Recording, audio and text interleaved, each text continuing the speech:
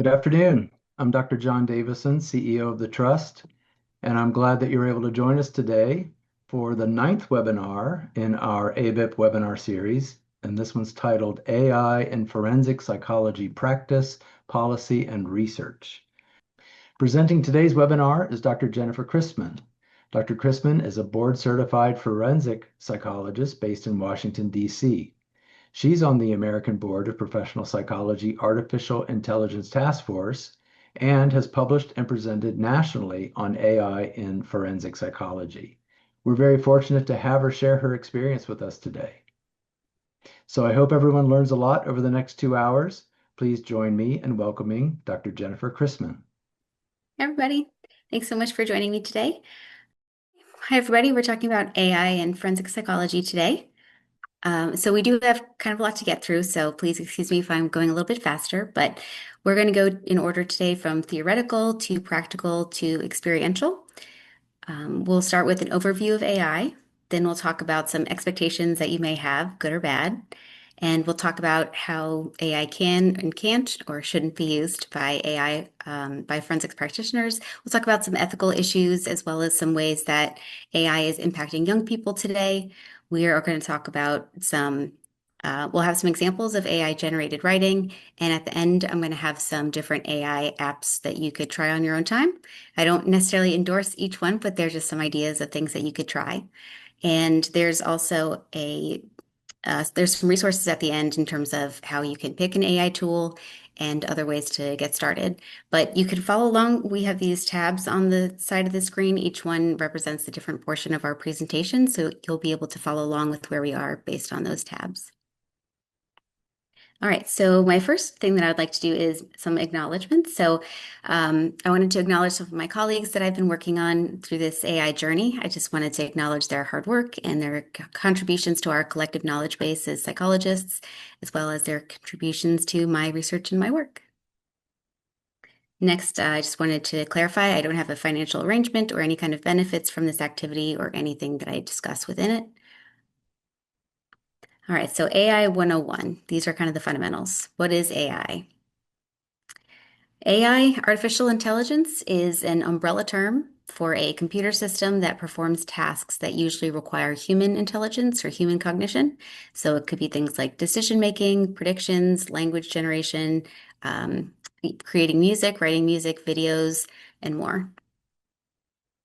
How does AI work? So how do we get from the prompt or the instructions that we give an AI to the answer or the content that the AI gives us? AI will read information that it pulls from a set of data that already exists, like the internet, and AI learns from that data, and then it generates an answer based on what's most likely. And that's an important point. AI is probability based, and it's an approximation for what we do as humans and human cognition. It doesn't retrieve facts. It doesn't do a factual analysis. It doesn't have thorough understanding of this concept. It predicts plausible patterns. And so the AI is going to give you output that it thinks is most likely, which may or may not be accurate. And AI's format, the format of the content that it gives you, is usually going to match the format that either you put into it if you're conversational, or it can match the format that you would like. So if you ask it for bullet points or if you ask it for a chart, it can do that. You may have heard of the idea of a black box. Black box means that we don't really know how AI works. Even the people who create AI don't fully know and understand how it works. It kind of operates in this black space where we can't really see. So when you hear black box, that's what that term means. So how is an AI created?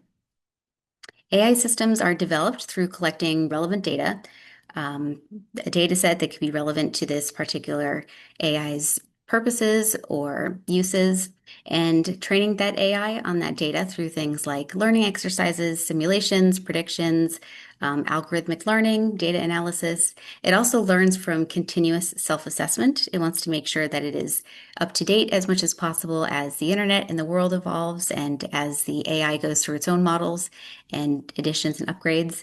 You may hear something called model training or training the model. So this refers to how AI doesn't just learn from the initial data set, it learns from its interactions with users. So for example, let's say you have an AI that learns initially on like the dictionary. It's not going to then operate from there on out based only on the dictionary. It's going to operate based on new things it learns.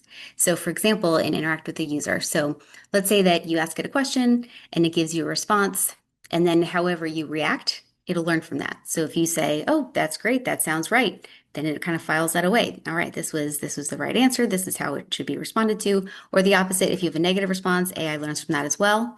AI also learns from any new information that it you give it. So, like if you for example, are writing a report and you upload it to the AI, which spoiler alert, please don't do that. But then it has access to a report that it didn't before. So let's say you as a forensic practitioner, let's say that you do competency evaluations, and let's say that you upload your competency report to the AI.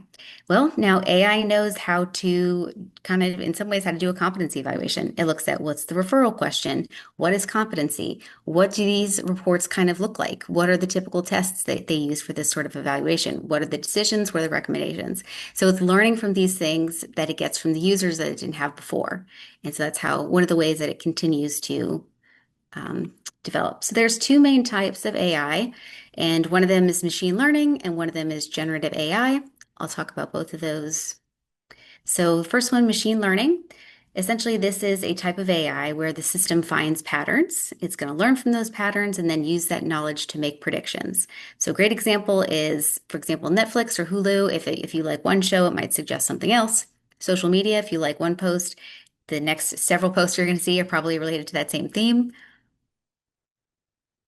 And the other one is generative AI. Some people call this Gen AI or GAI. But basically, this is an AI that learns from existing content, like written images or language, written language or images, and then it creates something new. So it could be like generating or drafting emails, creating charts or tables or pictures.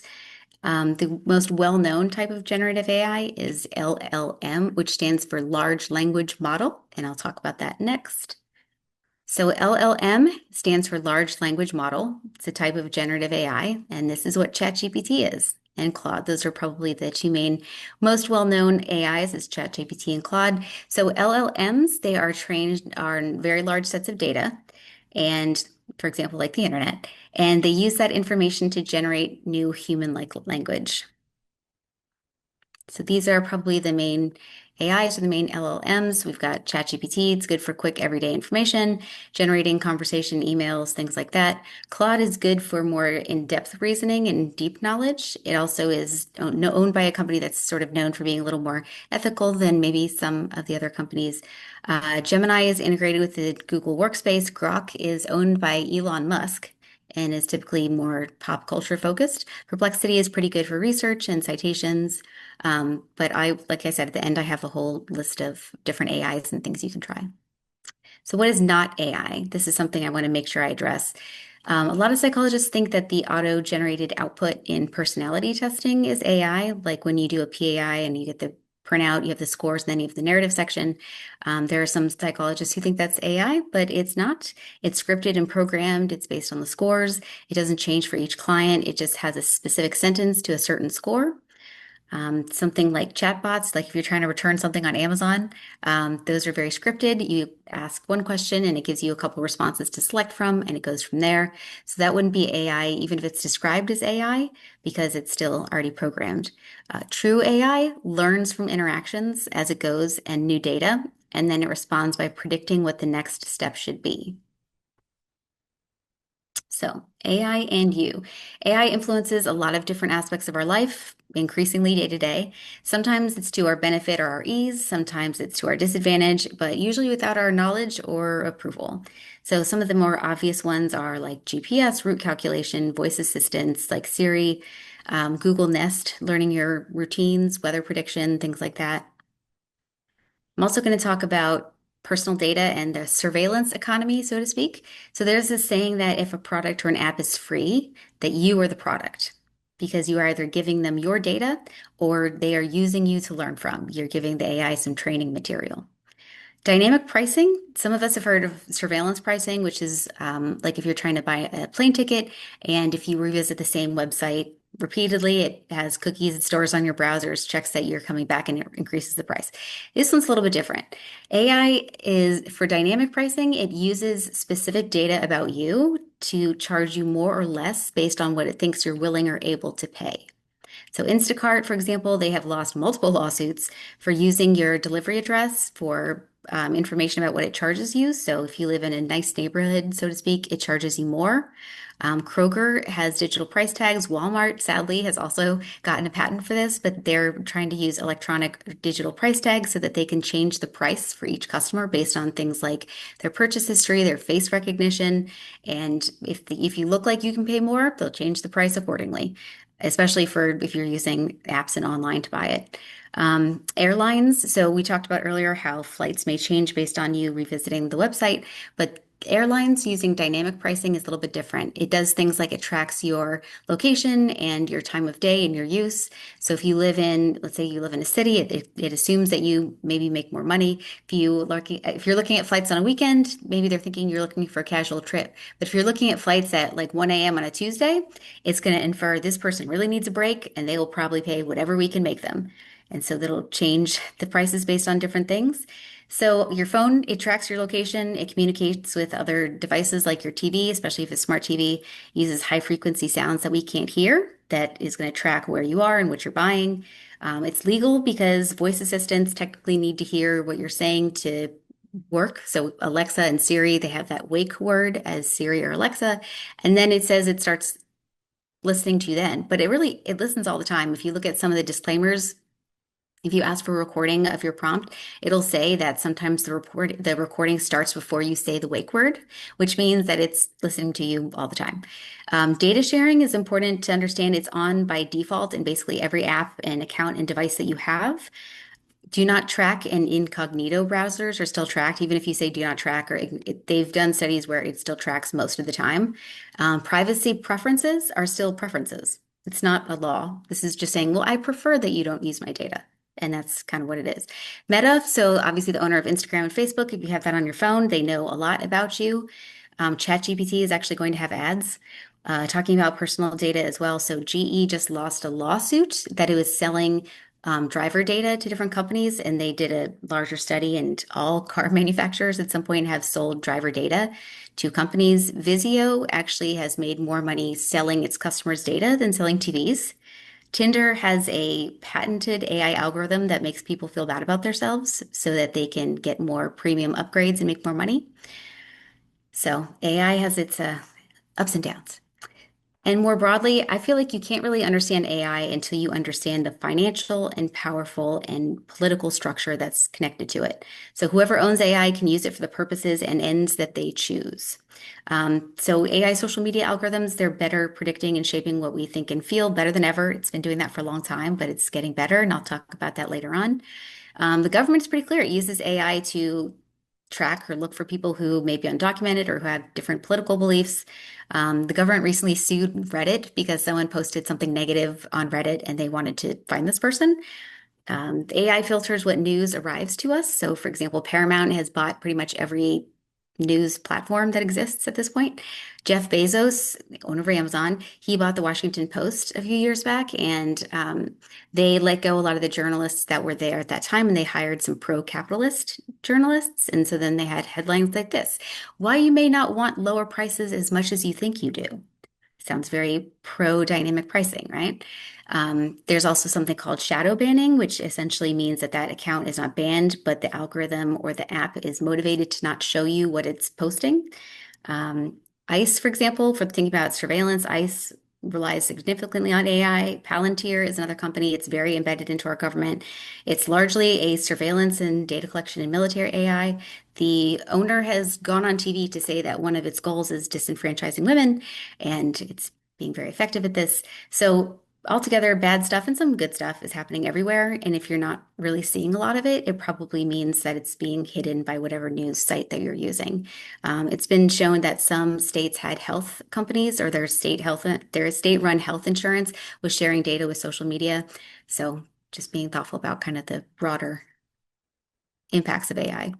So expectations. Is AI too good to be true?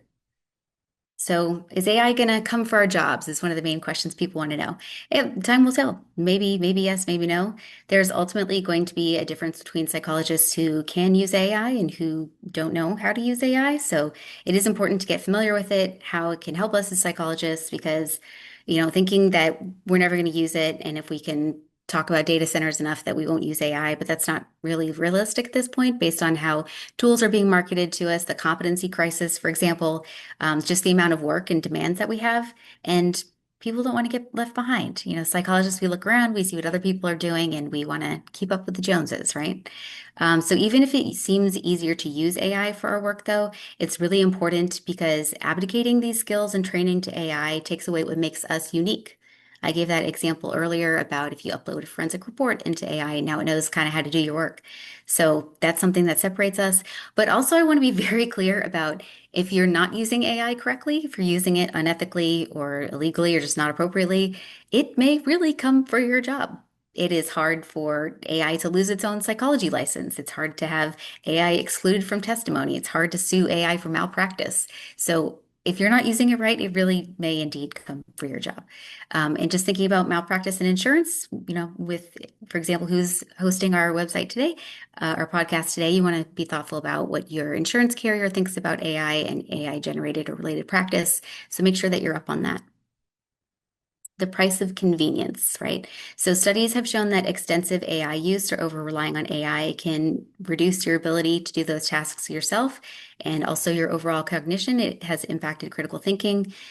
People who use AI generated content have trouble remembering or repeating what is actually written. So if you have something generated by AI, sometimes it's hard for you to remember what actually was written. You have to go back and check because it's different than when you're writing. Your whole brain goes through that process of thinking about it, formulating it, and then writing it down. But if you skip that middle step, it's harder to remember.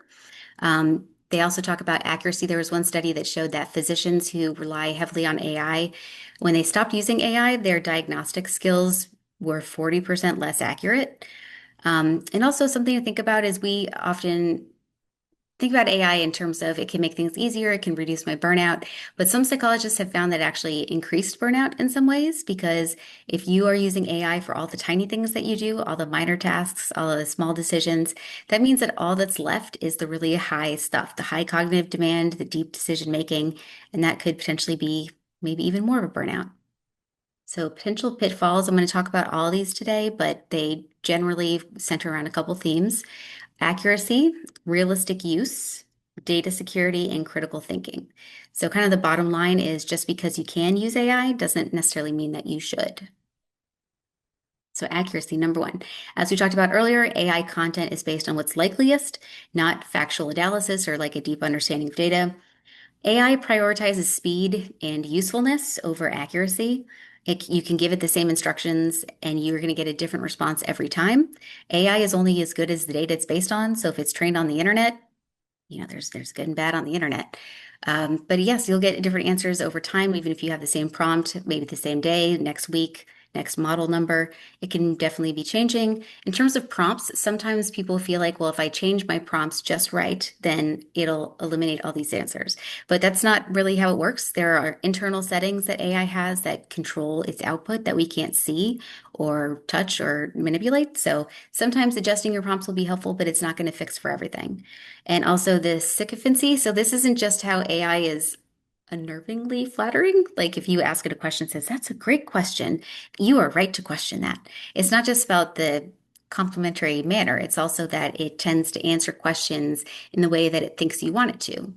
So, you ask it, am I gonna win the lottery today? What's the likelihood of I'm gonna win the lottery?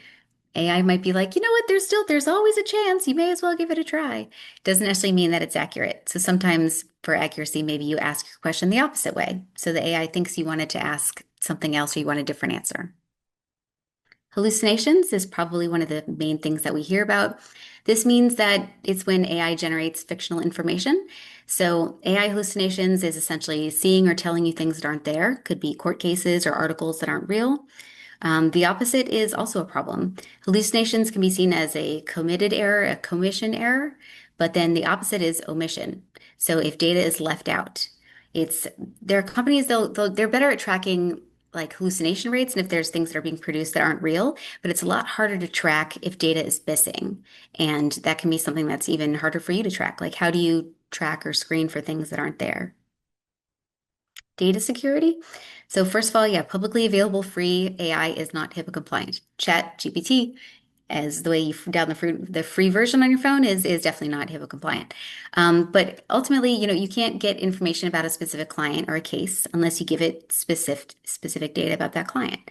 And we've learned already that whatever you put into an AI, the AI can store and learn from. So most AI platforms, they keep that content forever and they use it to further inform and train the AI.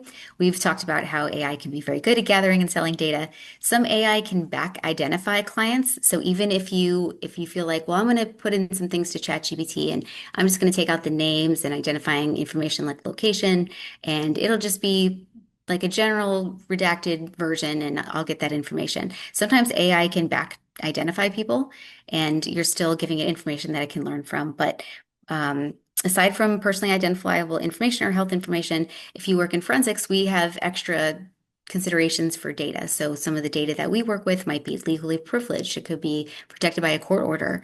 And so even just thinking about data security and all the different facets that go along with that. So when or if to use AI in forensic practice. So AI is probably maybe best used for streamlining or expediting or automating parts of your practice, or maybe enhancing it or expanding it, but it definitely should not be used to replace your opinions or your conclusions, things that make you a skilled forensic psychologist or any kind of psychologist, right? So knowledgeable and competent clinicians should use it with caution while still setting clear boundaries for what you want to use it for. AI does have a role in psychology, can be useful, so we're going to run through a couple of ways. So first of all, in terms of private practice, you could use it to streamline your private practice.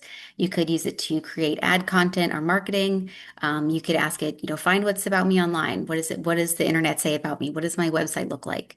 You could use it for things like a virtual assistant, maybe streamlining your intakes, generating intake forms, writing emails, things like that.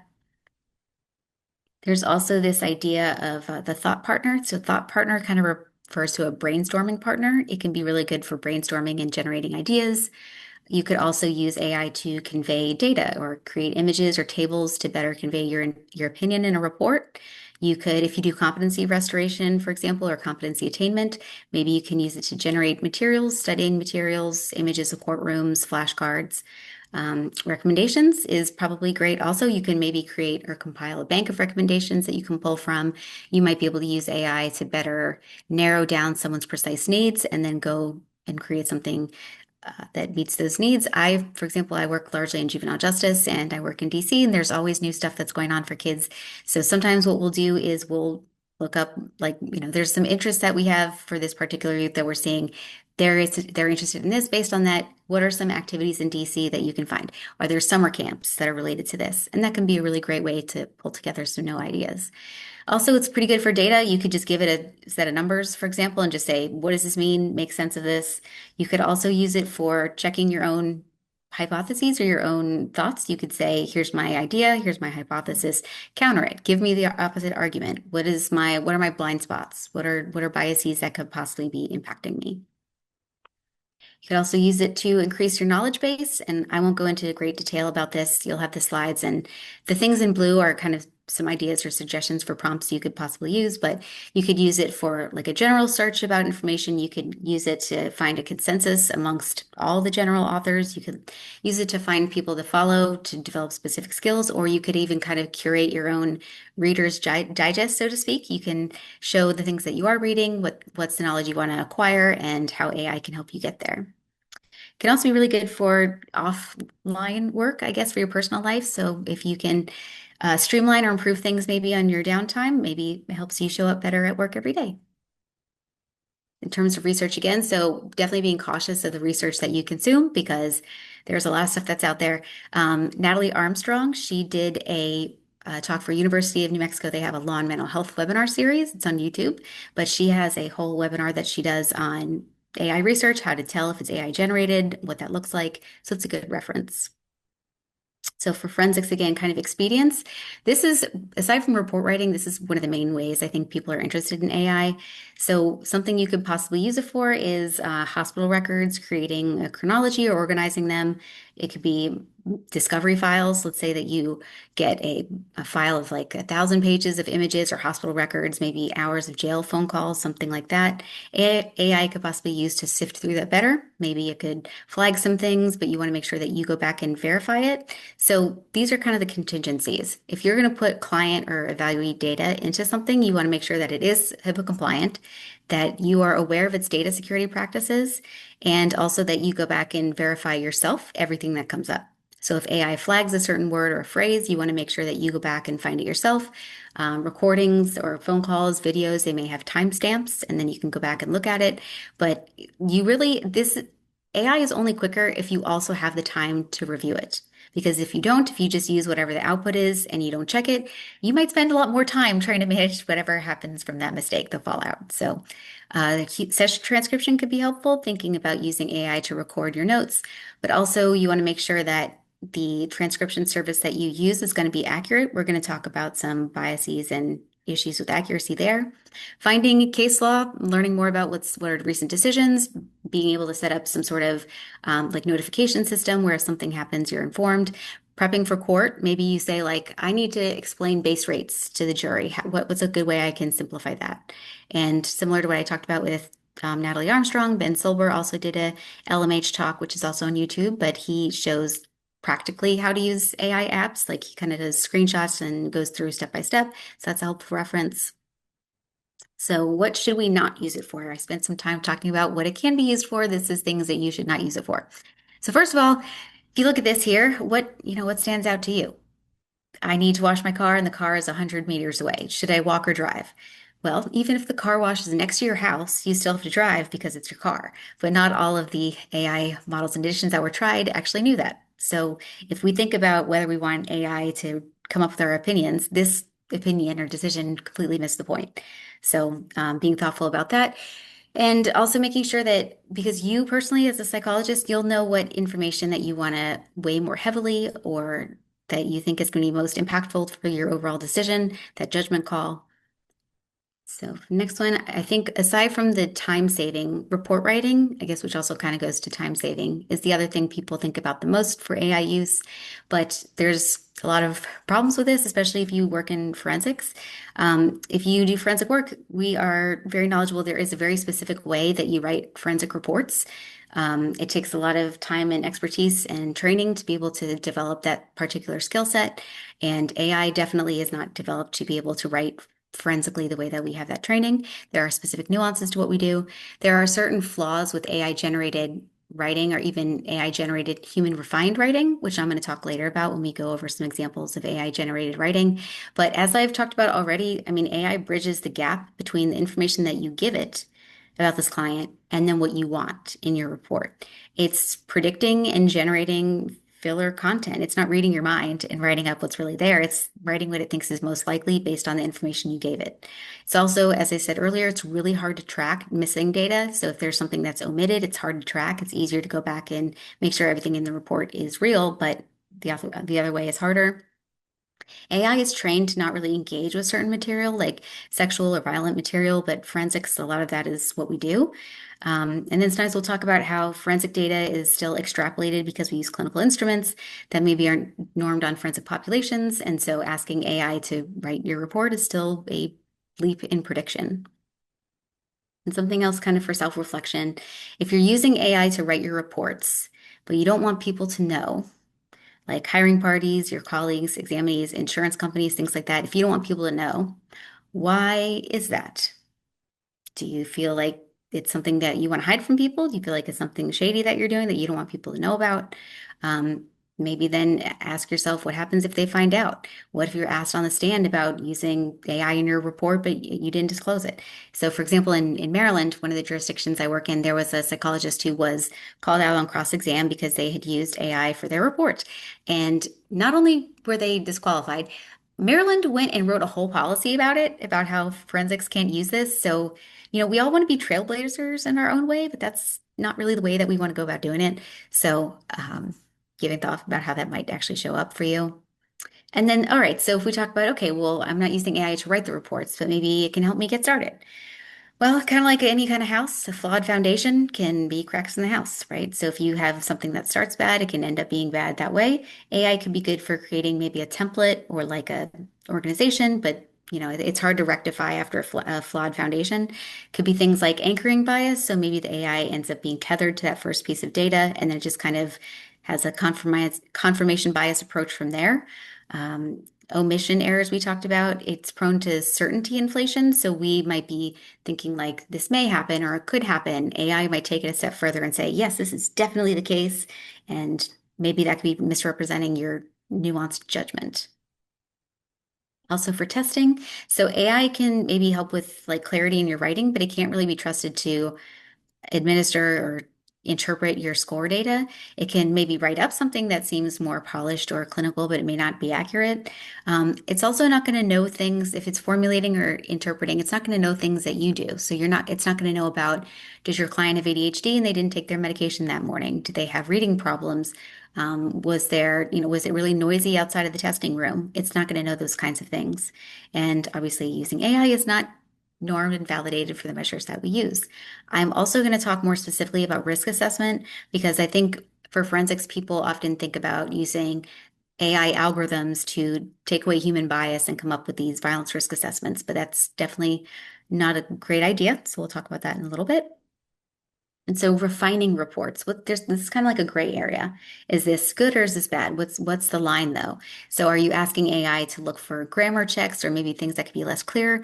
Or are you asking it to find or replace jargon? Or are you giving it a rough draft and you're asking it, here's my rough draft, just make it more polished. Sometimes it seems like that's kind of a gray line, but good, just ask yourself who is generating the refined material. If it's pointing out some errors, but you're making the changes, that's one thing. If you are saying or you're thinking about it as it's just refining my language, it's still writing for you. It's still generating content for you, and therefore it's AI generated content.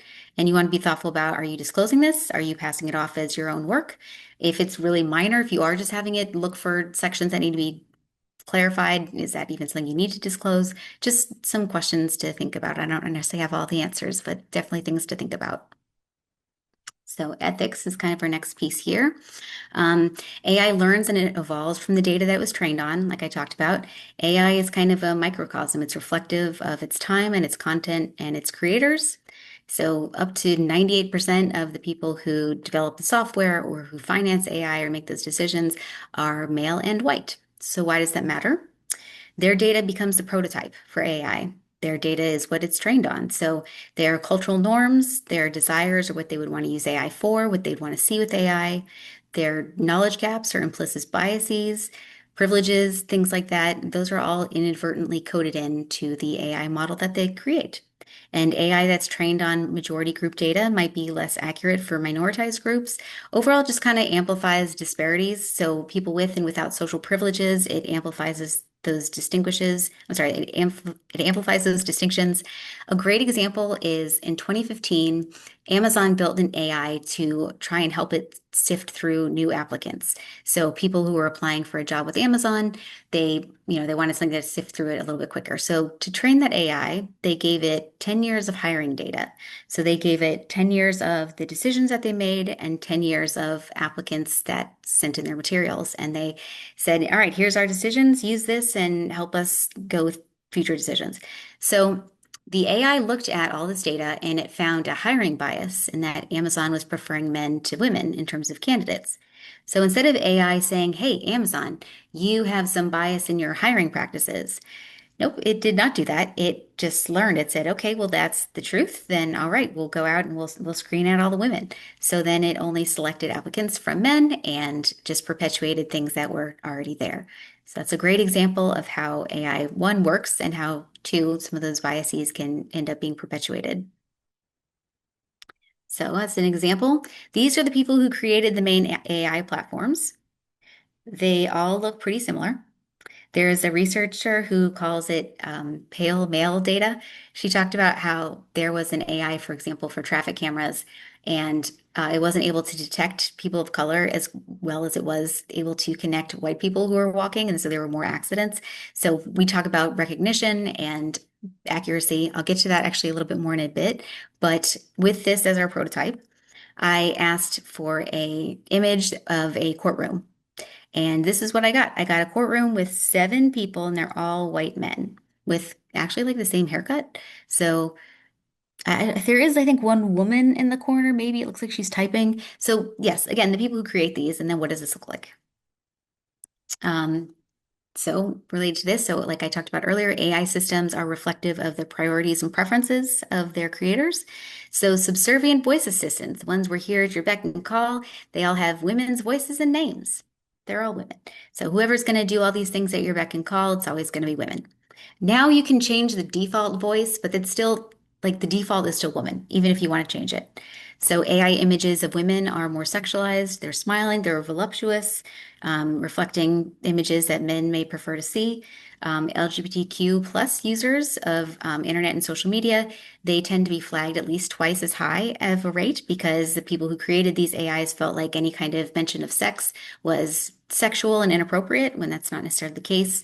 Men's sexual health topics are welcomed on most platforms. Women's health topics are banned more often.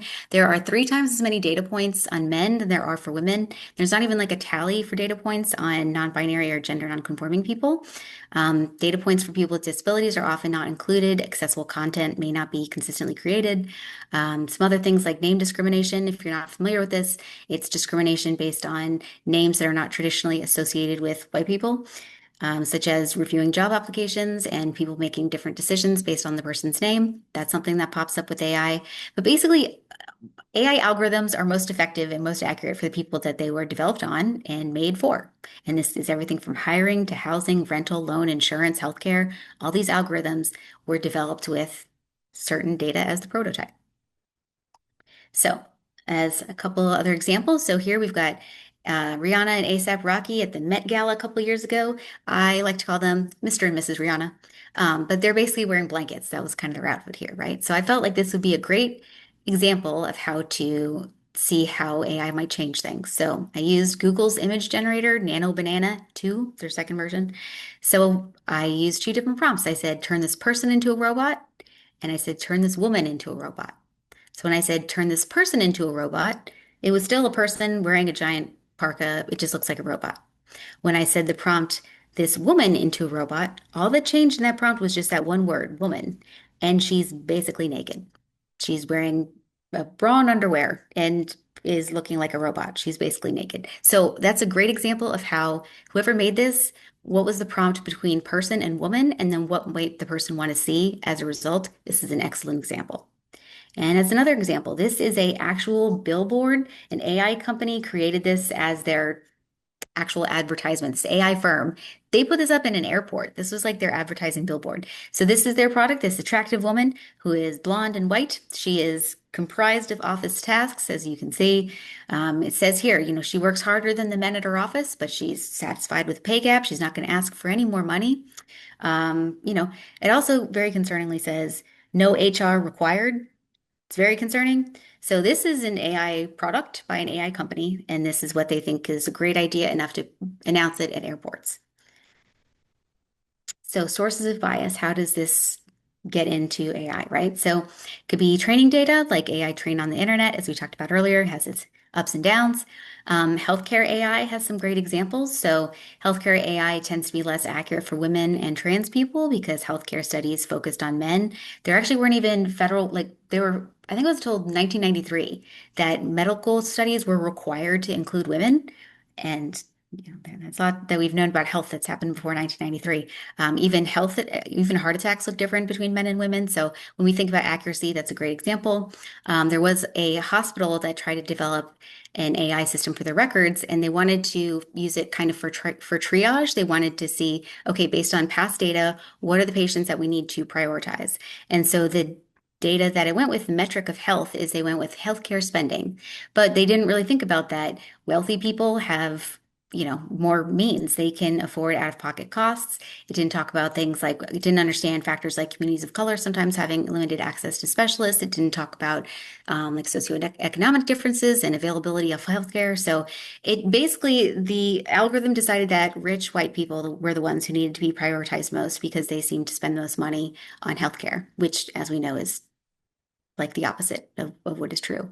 It could be even the person who's using it, maybe their bias, their prompts that they put in have bias, or maybe how they interpret the output could be biased.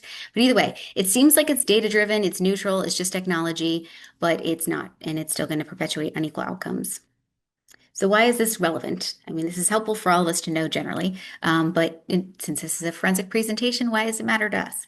First of all, facial recognition inaccuracy rates. So there's a less than 1% inaccuracy rate for white men and up to 36% inaccuracy rates for women of color. So again, the further away that you get from that norming data, that prototype, the less accurate it can be. False positive mugshots up to 10 times higher for men of color. So all of this can result in things like wrongful arrest, wrongful imprisonment, wrongful deportation, and maybe for us, like wrongful evaluations. Maybe this is not even the person that should be evaluated for this. A good example is for facial recognition. Meta has the Meta glasses have facial recognition, and the ACLU is suing them about it. So if you want to look into that, or maybe you're considering those Meta glasses, maybe give that a second thought. So for violence risk, I talked earlier about how forensics, often we think about how AI could be helpful for doing violence risk assessment. And here's some reasons why maybe you don't want to.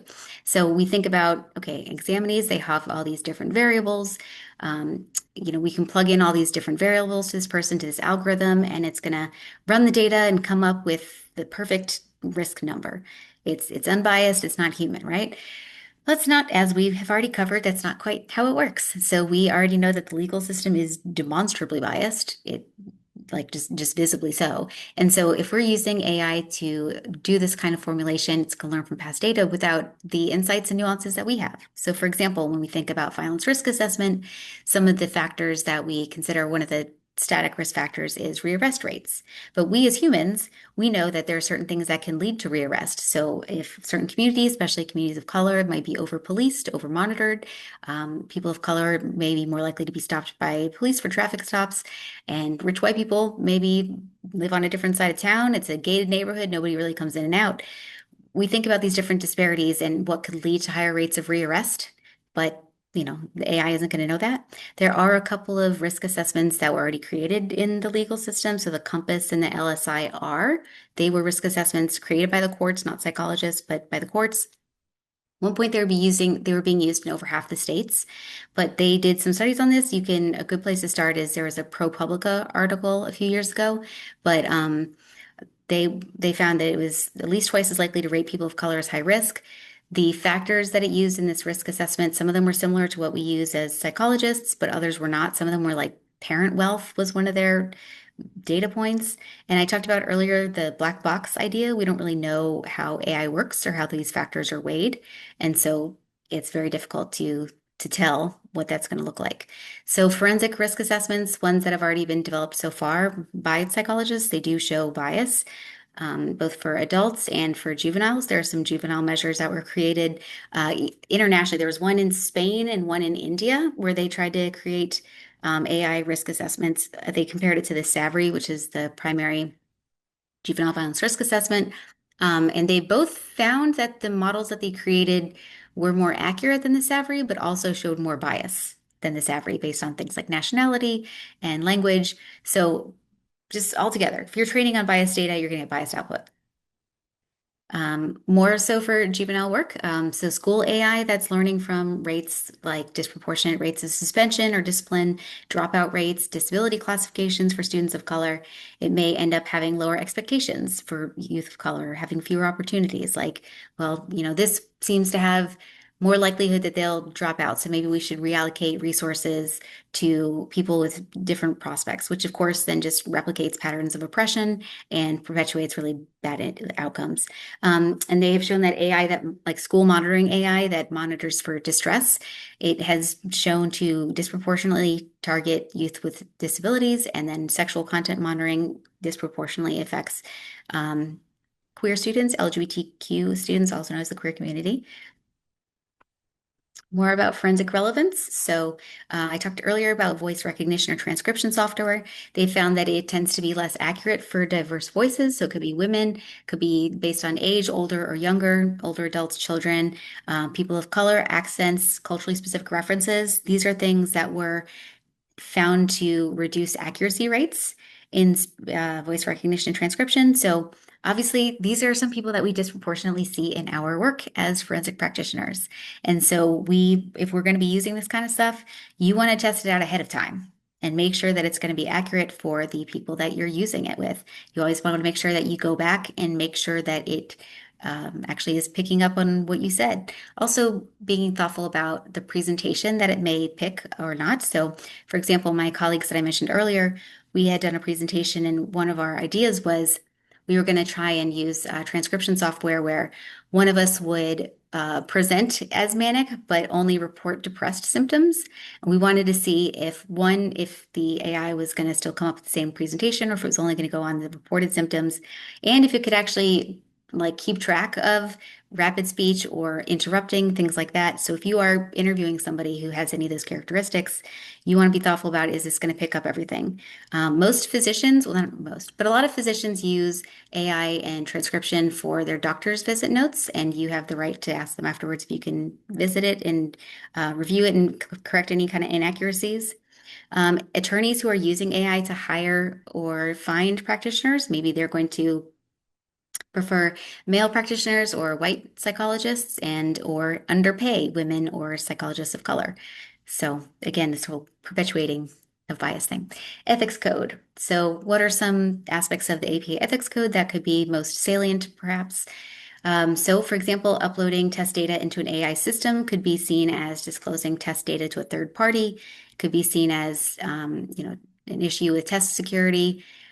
Depending on the platform and maybe other parameters that you use it for. Interpreting assessment results, we talked about that earlier being a problem, but the interpretation, it should be appropriate, should account for different test factors, individual characteristics. As I mentioned earlier, some of those things like reading or ADHD medication, location of the testing, scoring and interpretation. I mean, it might sound like an interpretation service when they generate explanations, but as we discussed earlier, it may not be accurate. It may not pick up on the right patterns. The suggested diagnosis that it may suggest may not be accurate. There's just a lot of considerations when we're thinking about how to use AI. And as I talked about earlier, some of these LMH talks, Heath Hodges also did a really good one on ethics earlier this year. So if you wanted to look on YouTube, he goes into depth about some of this stuff a little bit more. And APA, actually, they did put out a ethics guide last year in 25. They create not necessarily an ethics code for AI. This is more just guidance, but it's like general principles. It's hard for us as psychologists to keep up with technology as it's always shifting. So APA kind of figured what are some general principles or guidelines that psychologists can look to when they're trying to decide what they want to use AI for. And so it's pretty easy to find. You can look this up. It addresses some different points. APA has also published other documents. So in 2024, it published a guide, like a step-by-step guide on how to pick an AI tool, and talks about different things like data security and development. It also comes along with a checklist that you can go through when you're trying to pick the AI. What are some different details and information that you want to make sure that you know about the AI and how it works. So more specifics about forensics. So how can I become competent in AI? It's similar to learning any kind of new test instrument or tool. You learn about it, you get a copy of it, you try it out, maybe you informally practice, then you can test it out with a colleague.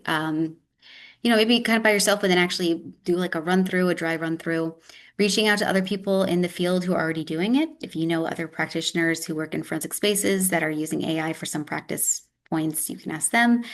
Start with more low risk things and then increase. You want to be thoughtful about what's your level of risk tolerance and what you know and what you think about in terms of disclosure.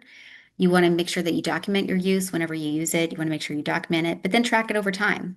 Figure out what works, what didn't work, and pivot as you need to. Always continue thinking about if I should still use AI, if I should be using it for this purpose. We talked earlier about potentially overuse of AI de-skilling people or stagnating growth. Maybe you decide that you want to use it for some evaluations and not other evaluations, so you can still do the work, but expedite your time in other ones, maybe like more high stakes or high profile ones. Maybe those are ones you want to do yourself. I'm not offering guidance or suggestions. This is going to have to be everyone's decisions personally, but if that was something you're considering, you could audit your use and figure out how you want to go. and also following organizations. So APA or ABEP has its own AI task force. So if that's something you want to follow along with to learn more, that's a great idea. You can follow the companies themselves that make the AIs. My colleague Dana Foreman, she did also one of the LMH webinars. She talks really about kind of the where the rubber meets the road, so to speak, about how to think about AI, but then how to actually integrate it into your practice. How do you want to go about documenting things? When do you disclose? What does that look like? She talks about how to put AI into your workflow. It's another really good reference. So how do I know if I'm competent in AI? When do I get to that point when you're ready to get started? Um, what would competence look like? Like how do I know that's where I'm at? What are my authoritative sources? Who are where am I looking to when I'm thinking about how to use AI and what is my due diligence going to look like? Can I still do what AI is doing for me now? Or is it streamlining my practice or am I now using it to do things I can't do? Like maybe I can't do a certain type of evaluation, but I know that it's pretty lucrative. So maybe I say, all right, well, if we can have AI help us out with that, then maybe we can start doing those evaluations, even if we personally can't necessarily do them. It's not great. Continuing education, making sure that you have ways to stay up to date and stay current, which sounds very difficult, but this is why it's going to be helpful if you want to be using AI. It's going to be important for you to distinguish where do I look for ongoing education? How often? What does that look like for me? Am I prepared for the risks? So being thoughtful about what is the potential outcomes of using it in a forensic space? Am I ready for it? Sebastian Ryland, he had a really great publication that came out earlier this year. It talks about how to use AI in forensic practice potentially. And it has things like he has kind of different checklists and graphs. There's one in there about when am I going to be ready to use AI and it has a list of like practitioner variables and then practice and case variables that you want to think about before you get started. Um, it's just a really good publication. I have that later on in the slides, but it's a fantastic guide. And also being thinking about the challenges to maintaining confidence. I'm sure there's many, but these are some suggestions. So where can I learn? Here's some good options. So I'm going to talk later about the internet and how it's helping and not helping in terms of AI. There is a Netflix documentary called Inside the Manosphere. If you have a teenager or are just a general human who lives on Earth, this is definitely a good documentary to look at. We'll talk about that in a little bit. So the ABEP AI Task Force, it is something that is great. ABEP is one of our sponsors today, and so this is a pet project of theirs. It is an inter-organizational psychology group, so it has representatives from like APA and the National Register, other organizations, and they have all come together. We have worked with, I'm on the task force, and we have integrated subject matter experts who maybe are not psychologists, but who came in to help with doing some training. We have readings. We have an AI Spotlight Corner. We have a podcast, which is starting its third season soon. So the point of the task force was going to be how can we help psychologists learn AI, feel comfortable about it? How can they feel like they can use it ethically? What are some different ideas for ways that they could use it to streamline their practice or improve? How do we temper expectations? How do we get people up to speed? And so this is a really great resource. You can check it out at any time. AAFP, so American Academy of Forensic Psychology. We are going to be at our annual meeting this year and next year, there's going to be some AI talks at those conferences. There's a couple of podcasts that are great. Beyond the Couch is one related to the AITF. Forensic Briefs is a forensic podcast, partially headed by Michelle Guyton, and they're going to have some forensic AI podcasts that are coming up. You can give that a look out. Some newsletters. These are some good ones. I talked about the LMH webinar series that we had done, but there's other webinars through forensic outlets like that about AI that have been done by different people. Earlier this week, there was one I think was called AI, the Good, the Bad, and the Biased. So that was another really great webinar. You can check those out at your leisure. What are some other things? So I talked about APA created that tool guide for practitioners about how to pick an AI tool, the companion checklist. that goes along with it. Ethics, I talked about that. Here's Sebastian Ryland's his article, which is really great. There are going to be some other things coming up. There's going to be a couple of concept webinars. They're being recorded in July and August on AI and forensic psychology. Some of them are going to be done by some of my colleagues. There's going to be some books and book chapters that are coming out. So just stay tuned. There's going to be plenty. And I have a whole reference list at the end. You've seen some of the citations I put in the slides, but I have a list of it at the end as well. So where else can I look? So ABFP, American Board of Forensic Psychology, we recently published a AI policy. So this is specific to board certification.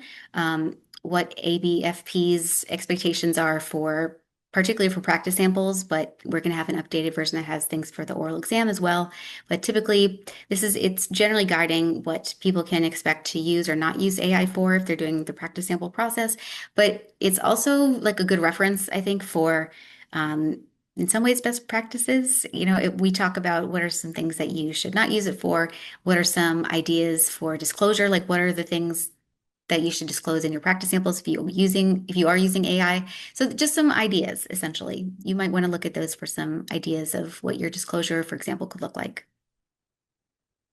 And so some other things about forensics. So thinking about admissibility and values along those lines. So we talk about data available for review and judicial scrutiny.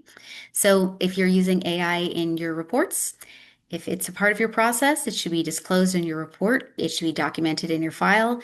And just like any other aspect of your work, it should be subject to the same rigor and scrutiny as anything else that you do. So if we think about that, I talked earlier about how Maryland, for example, had that expert who did not include in their report that they used AI and they were called out for it. It's going to be really crucial for you to be able to disclose that. I'll talk about that a little bit more. But overall, AI systems, as they become more prevalent in psychology, it's going to be important for us to establish clarity, accountability, transparency in how we use these systems and why. As forensic psychologists, it's our job in court to make the technical understandable, so make things digestible. So if you're going to be using AI in your work, you should be disclosing it in your report and then just be prepared to talk about it in court if you are called to testify.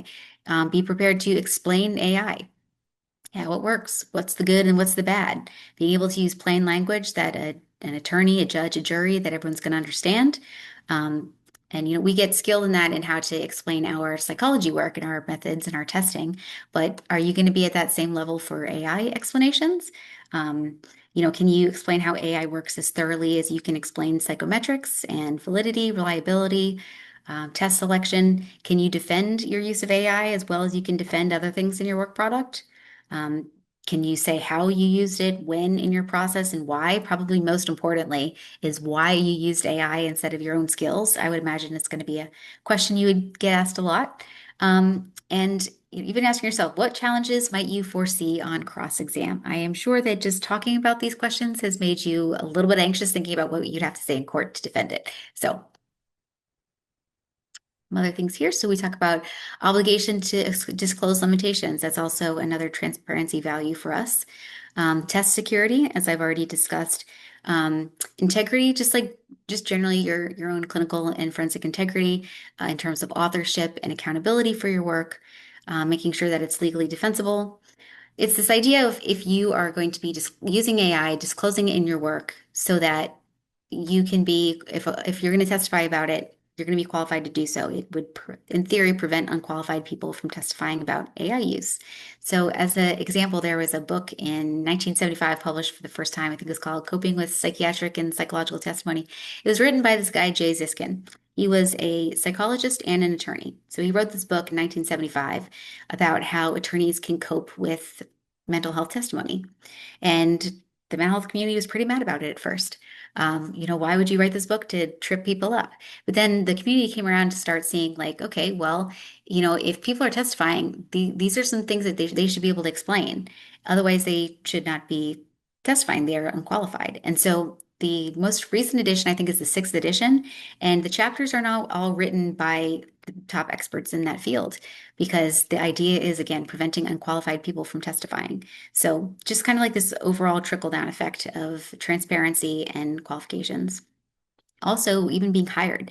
The person who's hiring you, the hiring party, they think they're hiring an expert. they think they're hiring you for your expertise and your doctoral degree and all of these things.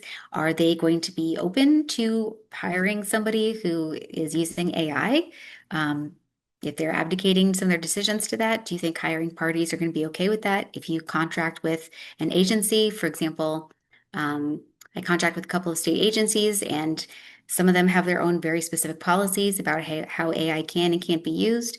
So whether you use it for your own independent private practice, you can also think about if you work for an agency or if you work for a court system or for a prison system, what is your state's approach to it? What's your institution's approach? Here in DC, my primary employer is encourages some use of AI, like Copilot, for example, with specific parameters, but there are some jurisdictions that are more open to AI and some that are less open to AI. So being thoughtful about that, and then what to document.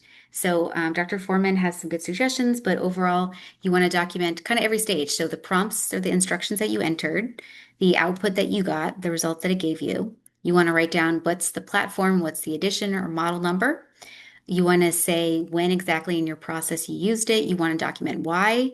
So, if your files are subpoenaed or your records are subpoenaed, you can have it in there. There's that old adage about if it's in your report, it should be in your file. Kind of same thing.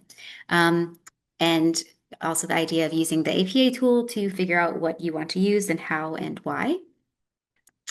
And so thinking about notification, I've already said a couple of times the importance of disclosure and notifying the different parties of your use of AI. So what does this actually look like? So making sure that all the parties that are involved understand how, when, why you use AI. You want to talk about your purpose, like what is the purpose that you use it for? Talking about the boundaries that you're like what you can use it for, and then what are the boundaries, what are you not going to use it for. You want to talk about what are the provisions you have in place for test security, for data protection, for client security. We think about the ideas between consent and assent. So informed consent is very important for a lot of people who do clinical work. For forensics, if we are doing things that are court ordered, I know we'll have some forensics psychologists on the call and some people who maybe are not in forensics, but for forensics, if they're court ordered, we don't need informed consent because court order supersedes that. And so we talk about assent, so informed assent. We still explain the process and help make sure that the person who's being evaluated is aware.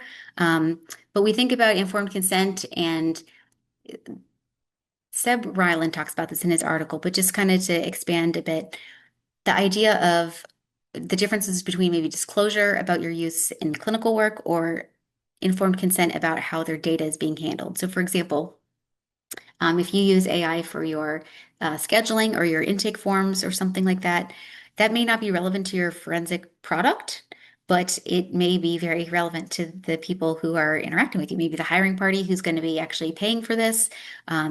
Just kind of different things. So you want to be thoughtful in your notification about saying what you're using it for and why. You want to be able to talk about it in your reports for using it. What are the maybe limitations of the AI use? Um, and you also be one thoughtful, can people decline? Like if you're giving them notification about that you use AI, can they decline? Can they say, no, I don't want you to use AI on my particular report or my data? Is that something you do? Is it all or none?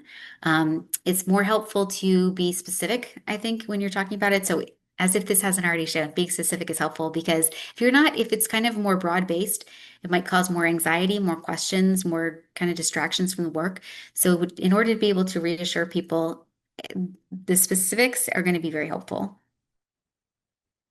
So thinking a little bit more about the court process. So attorneys and some practitioners are running our reports through AI checkers, and it could be for checking for undisclosed AI use, of course.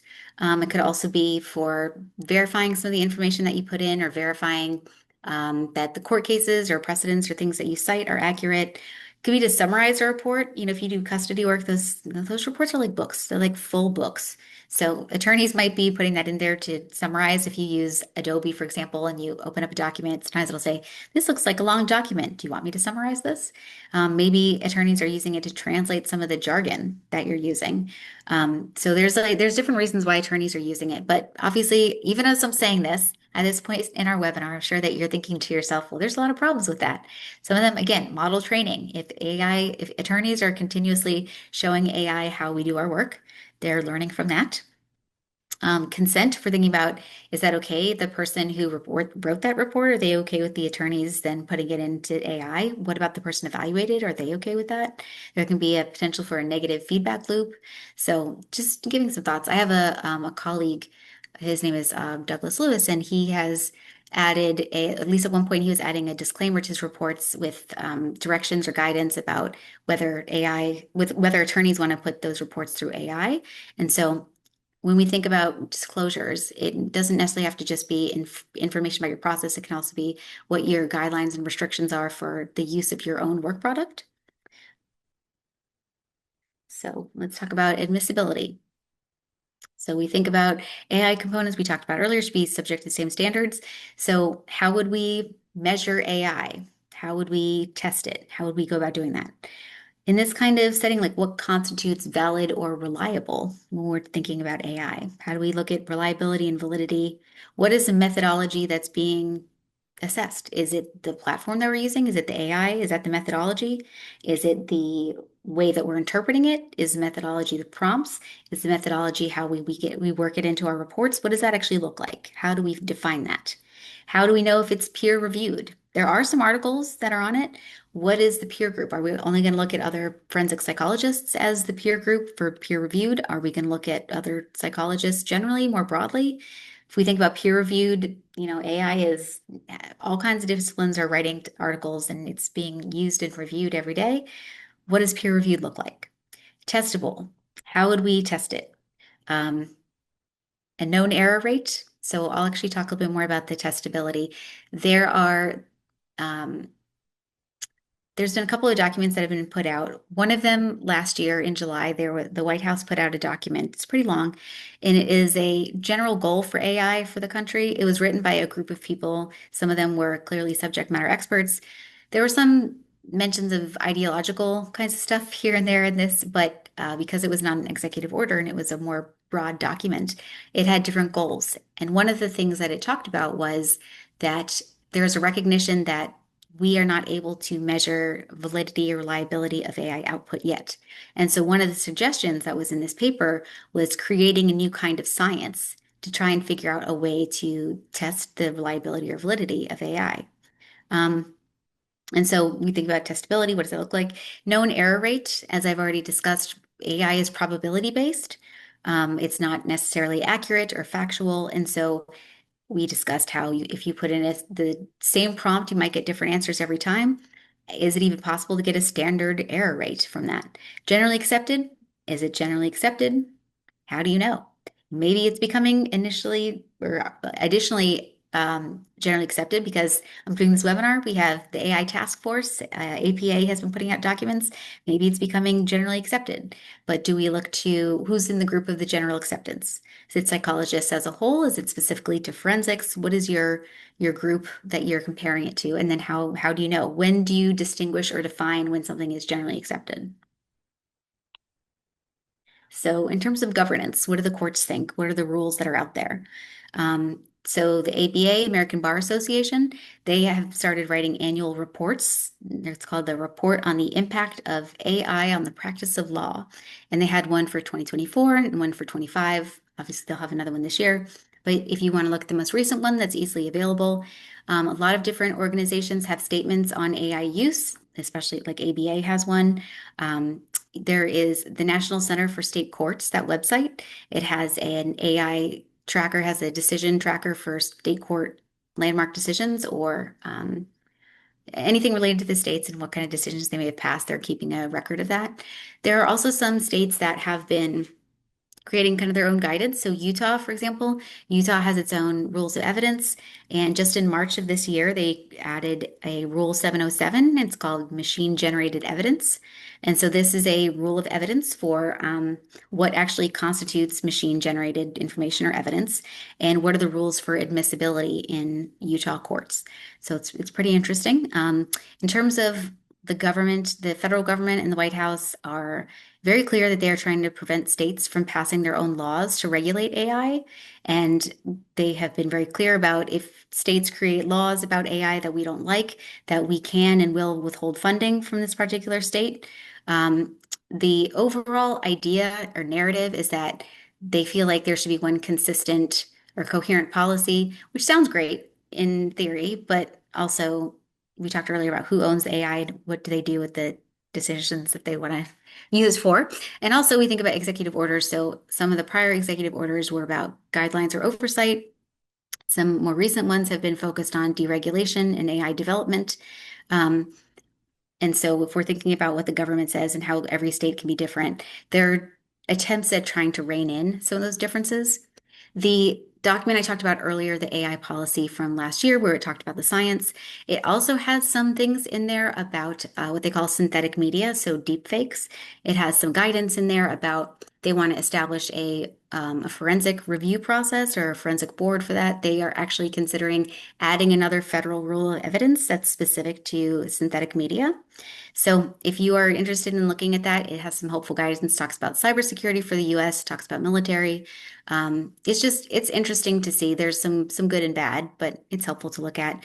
In terms of governance, maybe in other countries, Europe has more guardrails and restrictions on AI. Europe is less and less using American technology because of the issues with regulation here. So if you are interested in this, there's plenty of places to look, but every location has its own kind of ideological approach. So for our next section, I talked earlier about how I wanted to discuss social media and some ways that young people are connecting and how that's being impacted by AI.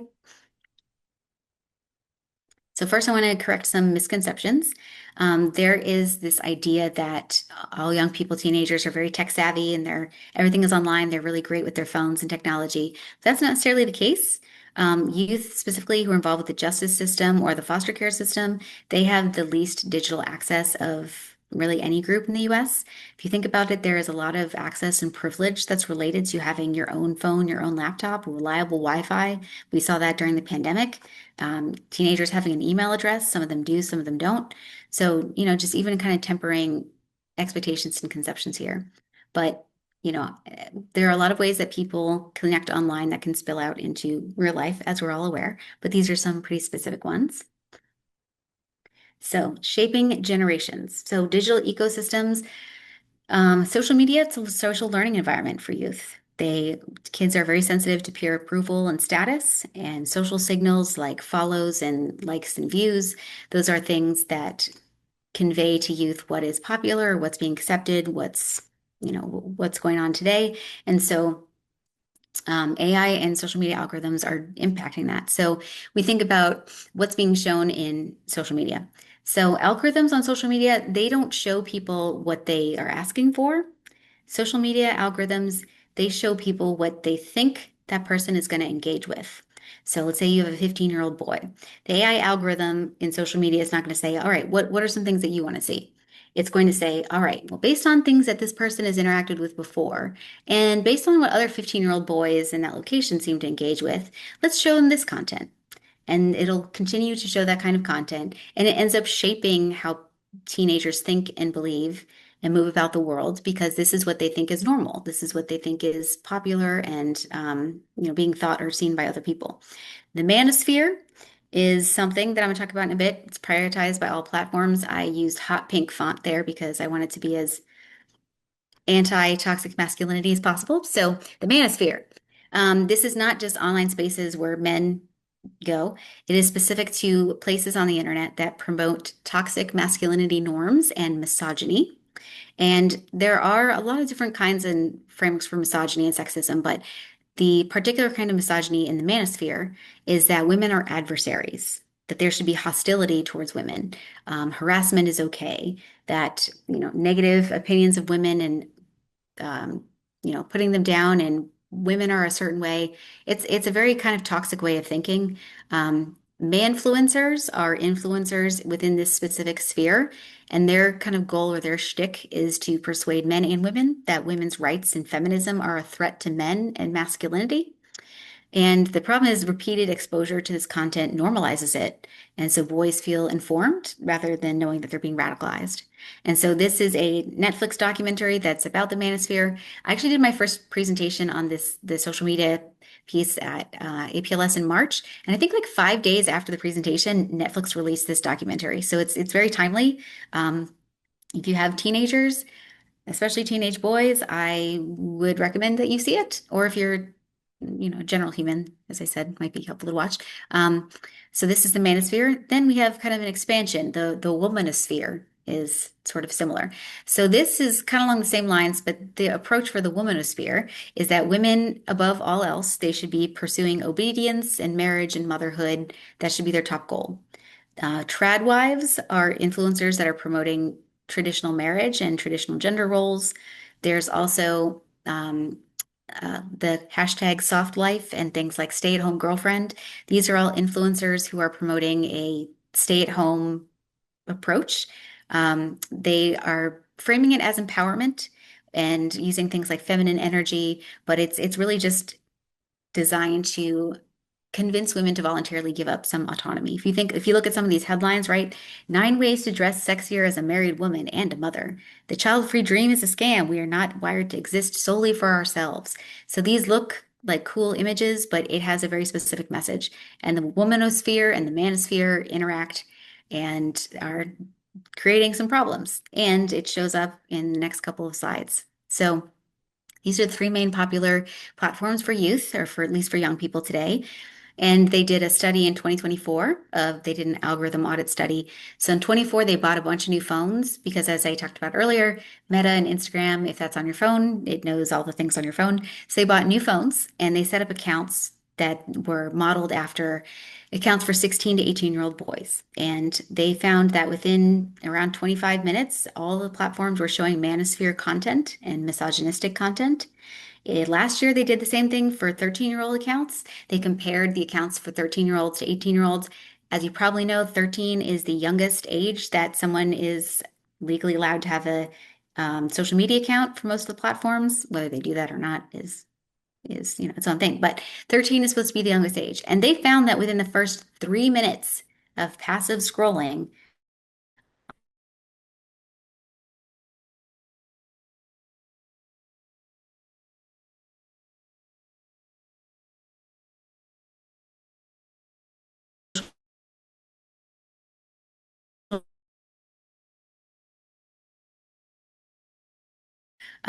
obviously without women's consent. Apple and Android say that they don't promote these kinds of apps, but they are on both of those platforms and sometimes they are promoted. Grok, I talked about earlier, that's Elon Musk's AI. Grok has had problems because it has allowed users to digitally undress women and to make deep fakes of people and disproportionately targeting underage minors actually for these kinds of nudify things. And Elon and Grok have been sued by multiple countries at this point, and it's not really being resolved. So these are some additional ways that are problematic. And what does this actually look like? So here is some surveys. So they asked some questions to some teen boys, one in 2018, one in 23. So in 2018, they asked women should have the same job opportunities as men. 63%, still low, but 63% of boys then said yes. And in 2023, even lower, only 48% of boys in 23 thought that women should have the same job opportunities as men. They asked other questions like whether women should be paid the same as men for doing the same job. And another question, last year they asked boys, simple question, women's rights don't matter. And a third of the boys who responded said, yeah, women's rights don't matter. And even more so, there was a study or a survey earlier this year. Every year there is a study that's done it's more of a survey, and they ask different men and women about gender questions. They ask people all over the world. So for here, this one from 2026 was USA, the UK, Brazil, Australia. So all over the world, they poll people about gender views. And so the one that they did this year on International Women's Day, these were some of the questions, but they found that Gen Z and Gen A, according to this, are the most regressive generation when it comes to gender norms than any other. There's a pretty clear chart, but according to 2026's survey, the boomer generation is actually the most progressive in terms of gender equality. So you look at things like a wife should always obey her husband, and it's not just men. Women also are becoming more regressive in terms of gender equality. So questions like this, a wife should always obey her husband, husband should have final say over his wife for big decisions. even in this last one, we've gone so far in promoting women's equality that we are discriminating against men. Over half of Gen Z men agree with that. And so we think about how is this actually looking? How are these AI things, how are these algorithms impacting young people? It's very clearly showing up. As another example, this was something recent. So they surveyed some Gen Z men on how they felt about women using AI. So for this study, they had two very identical resumes and they gave them to a bunch of guys. They had that one of them was named James, one of them was named Emily. They're the exact same resume, they just had different names on them. And so they polled the Gen Z men on what their thoughts were. So for James, 97% of the Gen Z men thought it was fine for James to use AI for um, his resume. They had quotes, things like, he just needed a little bit of help. He had great experience. He just needed some help. Emily, again, the exact same resume, 3.5 times more disapproval of AI use. Many people described it as weak. They had comments like, she can't even write a CV by herself. And again, the only difference here was the name on it. And it shows you just how Gen Z men specifically are being impacted. We often think about when we think about progressive, we're like, well, the younger generation, they'll come on, they'll grow up and they'll age up and things will change, but that's not how it's looking right now. So why is this relevant? Obviously, this is kind of a bummer for everybody, but why is this forensically relevant? So studies have shown that there is a direct correlation between the number of manfluencers and the quote dehumanization and mistrust of girls. That's the correlation between number of manfluencers that a teen boy follows. And then they've also shown that teen boys who engage with social media content that shows objectification or sexual harassment, they have found that those boys are more likely to engage in similar behavior themselves, sexually coercive or sexually assaultive behavior. And the authors of one article said that the AI algorithms normalizing this kind of treatment of women it, quote, reshaped beliefs about consent and entitlement of boys to women's bodies and sexual favors. Another thing that's relevant for forensics is that sex offense risk assessment tools, whether it's for juveniles or adults, they don't ask about online habits or digital preferences or how they use digital tools. So if you're doing a sex offense risk assessment for adults or for teenagers, but I think especially if you do juvenile work, you want to be really thoughtful about this. You can ask them about their online use, their social media use. What are the things that they look at? Who do they follow? How many man-influencers are they following? What are their habits on social media? Do they use kind of nudify apps? Especially for juveniles, asking kind of what is the ratio between what they've learned about sex online versus in real life? Because online, what they're learning is probably not great. We've seen in DC, we've seen some changes in the psychosexual evaluations that we do in terms of contributing factors for sex offenses. And also female forensic psychologists, we may be experiencing some different circumstances. I did a evaluation for a youth in Virginia last year, and before I spoke with the youth, the father told me that he's been saying some things lately like he doesn't think women should be doctors, and so he may give you kind of a hard time. And so since psychologists, most of us are women, this could be disproportionately impacting us as well. So digital literacy, I'm not going to go into this in great detail, but you'll have the slides afterwards and it has this. So basically, I looked at all this bad stuff about social media. So I've said, what can we do to fix it? So there's a couple of, suggestions that I have that you can do. One of them is spotting some red flags in advance. So if you or your children or something, if you're looking at social media, looking for some of these keywords or these general themes can be suggestive of some of this manosphere content. Birth rate panic kind of things, rigid gender stereotypes. These are all things that you may see that are promoting this, but essentially it's kind of like any kind of limit on men's access to women is bad. There's this idea about American women can't pay for anything themselves. And this men's loneliness epidemic is blamed on women being self-sufficient. It's like, well, if women don't need men anymore, then men are lonely and by themselves. It's a whole rabbit hole. So if you're interested, you can look at these afterwards. But these are some posts from the Manosphere, and you could look at those yourself. But digital literacy. So something that's helpful is just making sure that people understand how this actually works. Social media does not, and AI generally, they don't value accuracy above everything else. They value access and interest and engagement. There is a monetization of disinformation and misuse. And so different things to consider. So if we're doing forensic intervention, so if you do competency restoration, I talked about earlier, making maybe competency restoration or attainment materials, but you could also use AI in theory to monitor learning and monitor for engagement or disengagement and tailor it accordingly. Um, so our next section is on practical applications. So we're going to move on to detecting AI generated writing. So my first thing here is to try to look for a pattern. Don't just look for one or two clues because there's variability in how psychologists write and our style and our approach to things. Um, and AI checkers are not always accurate. I had a student who, one of her first for her first report, I knew she used AI because she used the prompt, she didn't take out the prompt in her report. So the background section started with, okay, here's a background history section written as though it was made by a human and a clinician. So she didn't take it out. So I knew that what came after it was AI generated. But when I used an AI checker, it came back as human generated. So AI checkers are not always going to be accurate. And there is a documented bias of AI checkers against non-native English writers.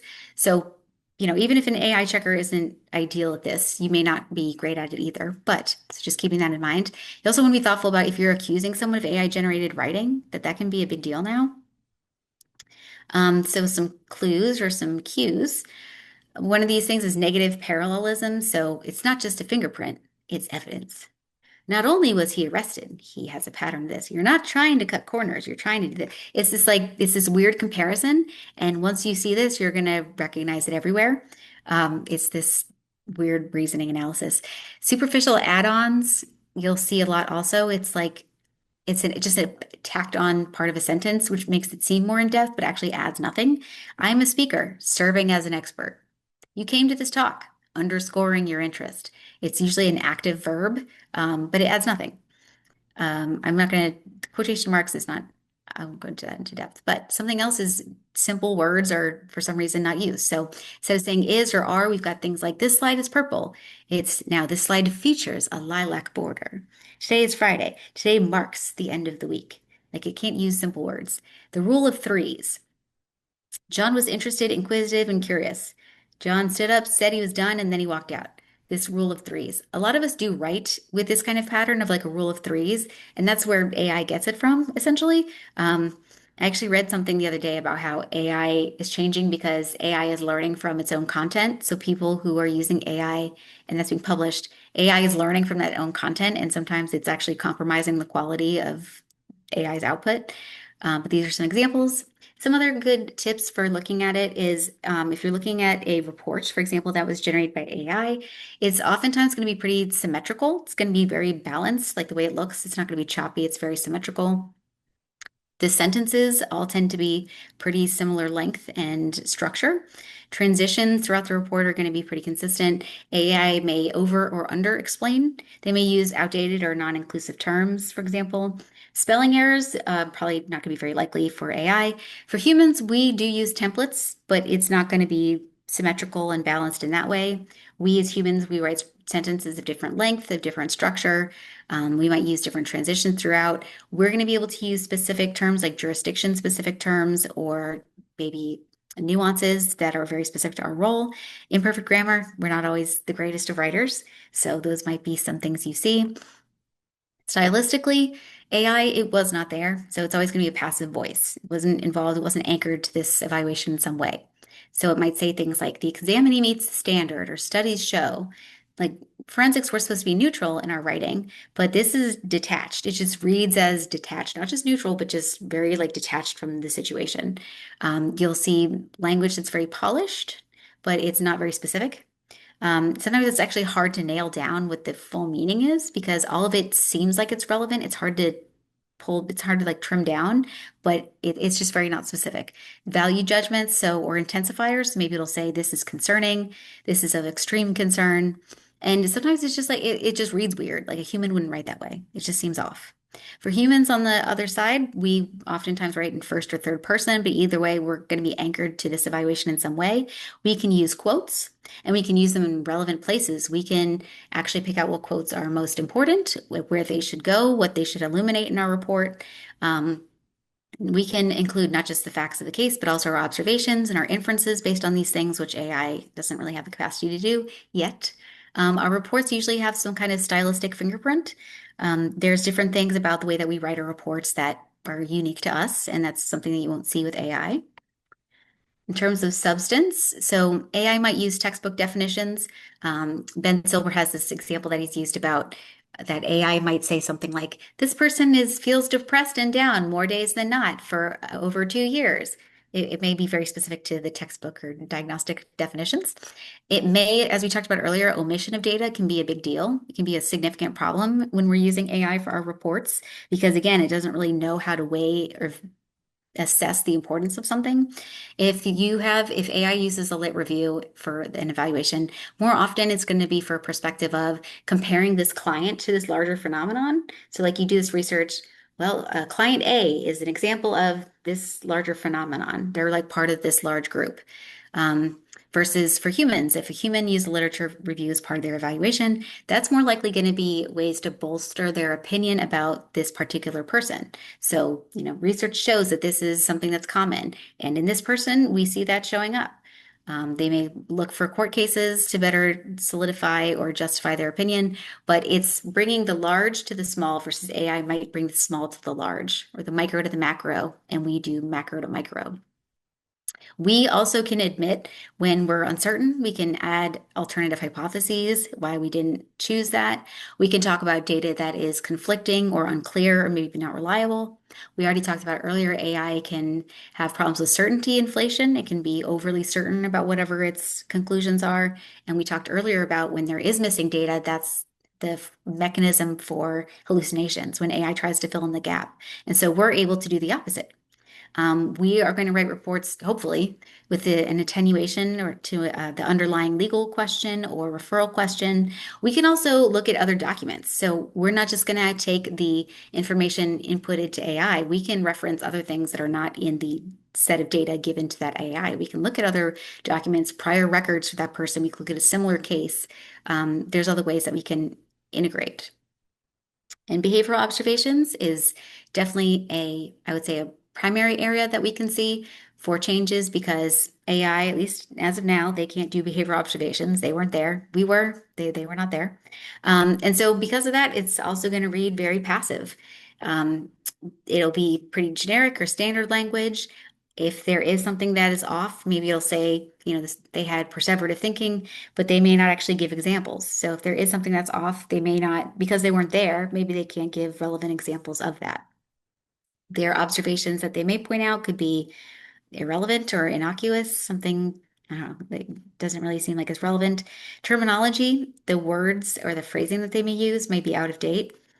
In terms of humans, when we do behavioral observations and how we experience that, we as humans, we experience an examinee's hygiene and things like that. We are there as part of the sensory experience.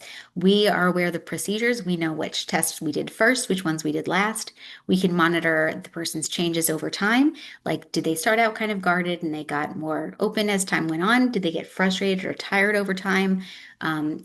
Were you in a jail room and there's a lot of activity going on that was very distracting? What are those other things that contributed? We can talk about incongruencies. We can talk about the ways they presented versus the insight or self-report that they had. And if there is something that's not normal about their presentation, an example is probably given. We can say, this person did have perseverative thinking, and then this is what they perseverated about. So it's going to be anchored to that particular person because you experienced it and AI did not. At some point, AI is always evolving. We may get there, but as of now, this is a restriction. So something else, and maybe one that's harder to tell, is something that's AI generated and human refined. So let's say that AI, like, let's say that you gave the AI your rough draft and they polished it up, and then you went from there and you edited parts of it from there. That might be even harder to detect, but I think disparity is probably the best way to look at it. So the format or the sentences or structure may still be symmetrical, but the content might be different. You could have a very polished tone interspersed with things that tend to be more dynamic or choppy or simplified or complex, just things that the actual writer had inserted. It may go between generic and detailed. There might be sections that are more concrete and sections that are more flowery. or well written. If you work with students, if you train students and there's a sudden improvement in their writing skills or their conceptualizations, maybe you can consider that.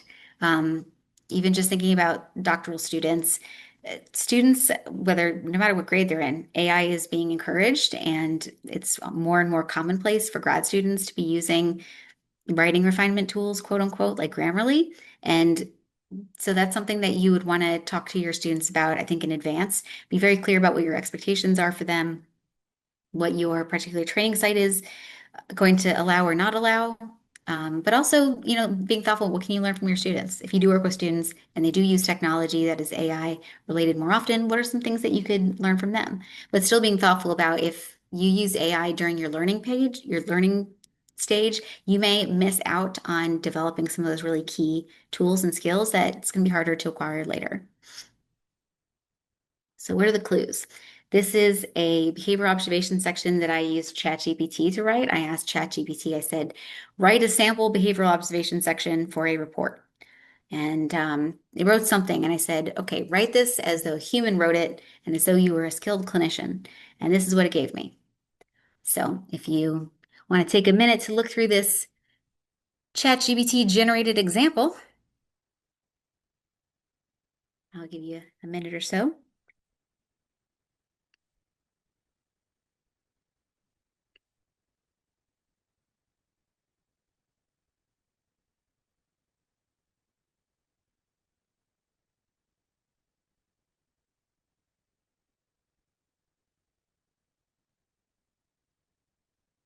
Okay. If you've thought a couple things through in your mind, that would be great. So some examples are in that last little paragraph, the rule of threes, that sentence is broken into the three sections, very neutral and detached. So it was unclear whether this was strategic minimization, very detached. This idea of not knowing what information to weigh or using quotes like relevantly. The only quote in here is when he said, I don't remember. I'm sure there are other quotes this person stated that were not included. Um, there are periods of latency between responding to questions. It's not really words that we as psychologists use. Like it's ChatGPT was trying to sound clinical and formal, but it's not really using any helpful words. And things like when greeted, he offered a brief handshake and half smile that fully did not fully resolve. Like that doesn't really say much, and it's kind of innocuous and weird. If this is your behavior observation section, there's so much more to what your experience was in that evaluation, but this is what ChatGPT weighed and thought would be most helpful and reflective of this particular person, which, as we know, is not great. So, as an example. So for our next little section, this is kind of about, I talked earlier about how AI, there's an AI tool guide that APA has put out. It's a step-by-step guide. This is a small screenshot of it if you're looking for it in the companion checklist. So this is kind of a summary of it just for here as we're talking. These are some questions that APA feels like you should ask yourself. Is this tool HIPAA compliant? Were mental health practitioners, psychologists, psychiatrists, were they involved in the creation of this AI? Or are they on an advisory board for it? What's their tech support? If you're trying to use it and everything crashes and it's really crucial, what's their tech support? Is there onboarding? For example, there is Bastion is a predictive text that some people use, and they have a whole video at the beginning, like 15-minute video. And then there's another one, Psych Report AI, I think, where they just had like a brief screenshots and some of them had like typos on them. So what's their onboarding process? Is there actually evidence of how effective and helpful that this particular tool is? What's the privacy policy? What's the data practices? Can you retract your data after you upload it? What are the guidelines and the parameters? Is the information that you put into it is going to be used for training? Is there a BAA or a business something for HIPAA compliance, or is it an enterprise model? Enterprise model is a specific paid version where they say they don't use the data for training. Just being thoughtful about all these different aspects. APA's indicator can go into depth, but these are some things that you consider. So for prompts, we already talked a little bit about prompts earlier that they can help with accuracy, but they can't fix it. So just in terms of getting your meaning across a little bit better, this can be a good sort of 3-point approach. So context, saying what the purpose is, what's your role, what's the context. the task, obviously what you want it to do, and then also the format. You can say, I want this in paragraph form, I want this in bullet points. Um, you know, I've already tried this solution and it doesn't work. You can give it all those details. And if there's something that you want to ask, or if you're asking a specific question, let's say that you ask AI, what is compounding interest, for example, and then it gives you an information. And then you kind of keep going, you keep like interacting with it. Something you'll see if you're using an AI on the same prompt for a long time is that the quality of responses starts to decline after a while, starts to deteriorate. They seem more vague, they're shifty. Sometimes they'll forget earlier parts of your conversation. And so conversations that you have with AI, they are in a lot of ways sort of time limited for that particular reason. And so something you might want to do is if you're having a conversation, you're interacting with an AI, and it took you a while to get to where you're at in terms of prompts, ask the AI, say, hey, I might want to come back and ask you these kinds of questions again. Create a prompt for me that I can put in the next time that I pull you up that will help you understand my exact context as we get started. That can be pretty helpful. Thinking about baseline settings, if you have ChatGPT or Claude, you can have different things like you can decide if you want it to remember the things that you said before or not. For Claude, it has a specific like updating process. So if you're using Claude, always use today's date. If you're asking for something that's current. And for accuracy, I talked about earlier, if accuracy is important, make sure that you say so. These are some things that you could add. Like if you're not sure, say so. Don't guess. Cite your sources. Give me links. Because it might sound very sure and very accurate and factual, but sometimes if you ask it, like, provide your documentation, send me a link, it'll double check and it'll say, actually, now that I've gone back, it looks like this link is broken. Let me see if something else is going to support this. So some good suggestions. And I talked about earlier, sometimes it wants to respond the way that it thinks that you want to hear. So maybe asking it or phrasing it differently. And then, so I have, like I said earlier, a couple of pages or slides about possible AI to try. So these are some predictive text or report writing platforms. Again, my recommendation about this is not part of this. These are just ones that people have reportedly used, maybe to varying degrees of efficacy or ethics, but they're out there. Record review, these are a couple of ideas you could use if you wanted to review records. Ben Silber's LMH talk that I referenced earlier, it has some good screenshots and kind of walking you through some transcriptions. Sully was created for medical professionals, which is helpful. The website builder, Durable, I only included one here because I tried it one time. Durable, I'm not exaggerating when I say it will create you a perfect website in less than 30 seconds. It's incredible. So that's something you can try, different ways to make slide decks.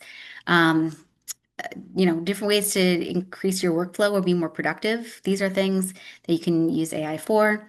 This next page for research, for example, these are some helpful research AIs. So Consensus does literally that. It pulls a consensus of a certain topic from different articles and experts in the area.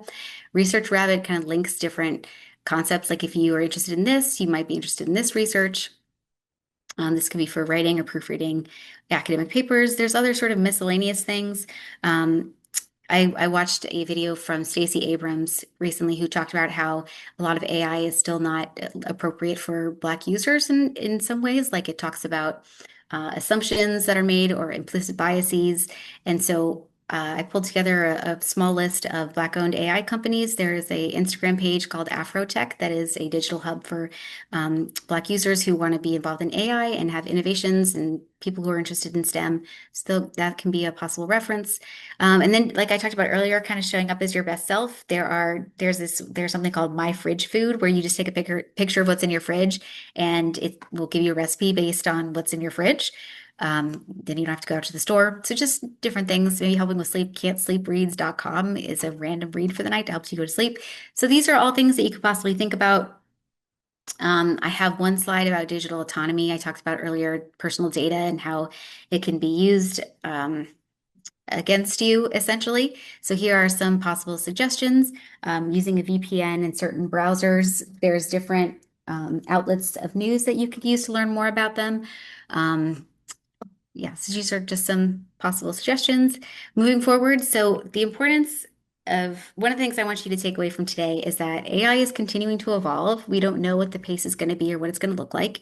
And it's possible that AI may come for our jobs in at some point.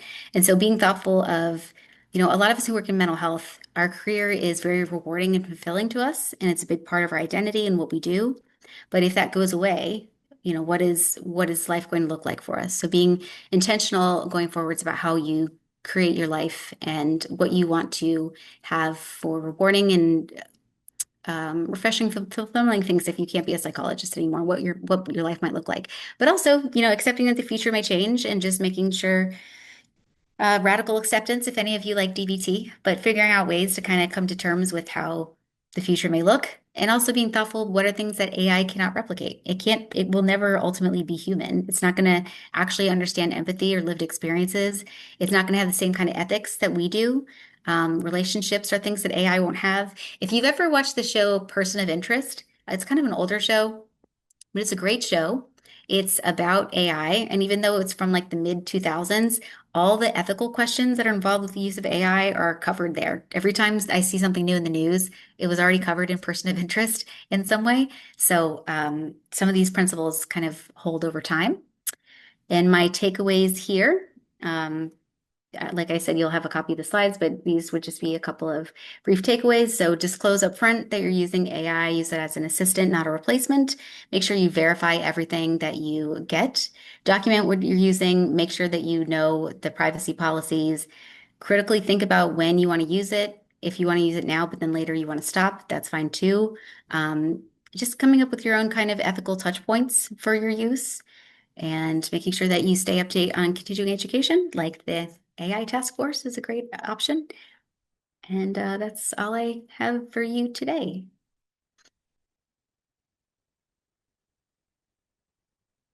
Much, Dr. Chrisman. Great presentation. Really appreciate all the great content. We have several questions, and I'd like to direct some of them to you now. Um, so, one second. So what is the threshold for disclosure of AI use? So here's an example. In terms of disclosure, if AI is being used as a research tool to gather information, such as getting information about a medical condition or an occupation, but then you're writing the report and AI is not being used for anything related to clinical information, would you still need to disclose your use of AI for that other aspect of your work? That's a good question. And I hear that sometimes people think like, I use Google to search things. Is that something I should cite? I am, people may have different opinions about this. I think that it kind of goes under the same line about who's doing the work. If you are using AI, if AI is going to write your report for you, it's going to write a summary of that particular condition. That's maybe not great. But if you're using AI to better learn about a condition or a phenomenon or a test or something, you're informing yourself, so you can do better work from there. You're not using AI to create your work for you.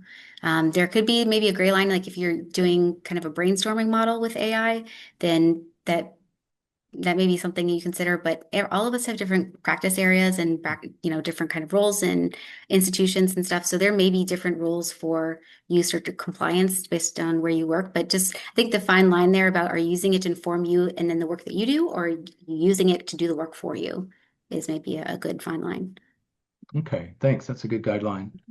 Um, Here's a question. Someone saying, I no longer do neuropsychological testing or reports, but I'm getting the impression from one of your slides that attorneys are being provided with digital reports, and that may allow them to enter all of the PHI and other confidential and even privileged information into AI systems, which greatly compromises patients' privacy. Certainly, attorneys do not have to follow APA Code of Ethics, and they define conflicts of interest differently than we do as psychologists. But do you have any thoughts or comments about that? Yeah, How? I think it's a good point about different professions will have different ethical guidelines and stuff, and some attorneys know better, some attorneys may not know better. Um, but yeah, it's certainly a problem, and they may not be aware of those ultimate considerations. There's a lot of people who work in the courts that are still starting to come around to, well, what if AI makes these decisions for me because humans are biased? But everyone is kind of in different stages of their AI awareness journey, I think. Mhm. So some people may be more cognizant of that and others may not. No. Okay. A question about AI literacy, just kind of going back to one of your earlier concepts. Will you define black box for us again? How should psychologists think about the black box nature of AI when the work may later be scrutinized in court? Hmm.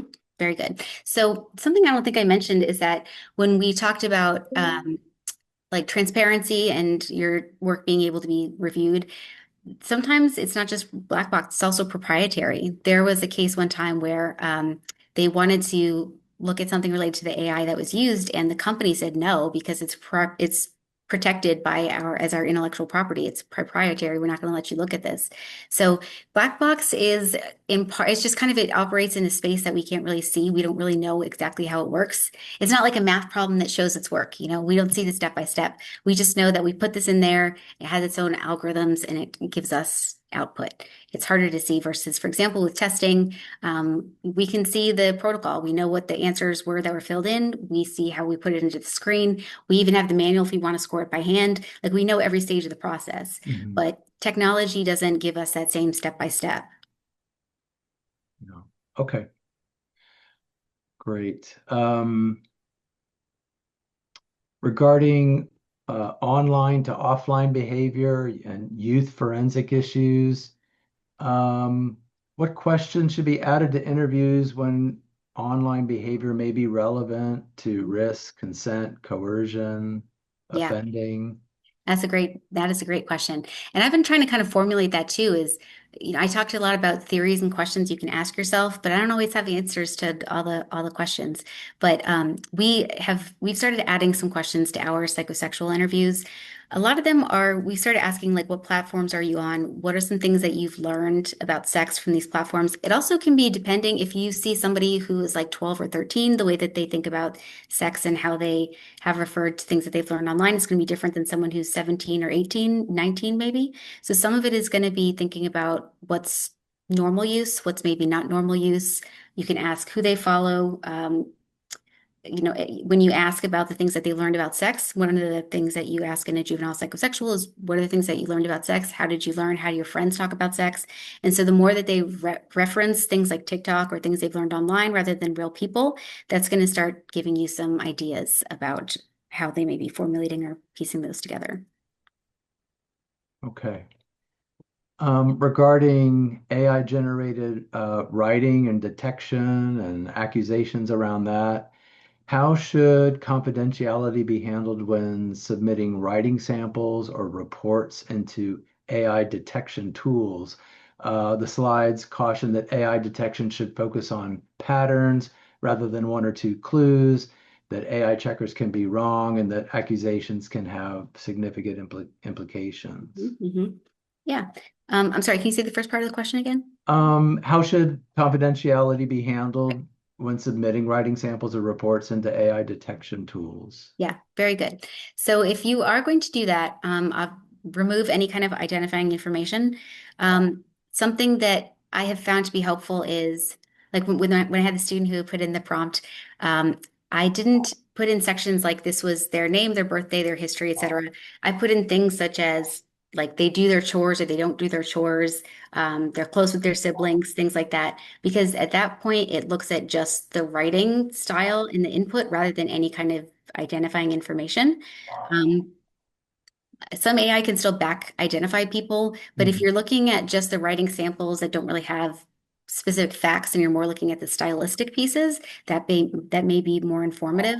Depending on what tool that you use. I know, for example, like colleges and grad schools sometimes use different AI. One of my colleagues uses Grammarly and Scribber because one of them has higher specificity and one of them has higher sensitivity. So you may want to use more than one for different purposes, but just being thoughtful about what are the sections that you put in and what are you looking for? Is it like curiosity, or do you definitely Yeah. need to know if it's AI generated, or what's the purpose of looking into that?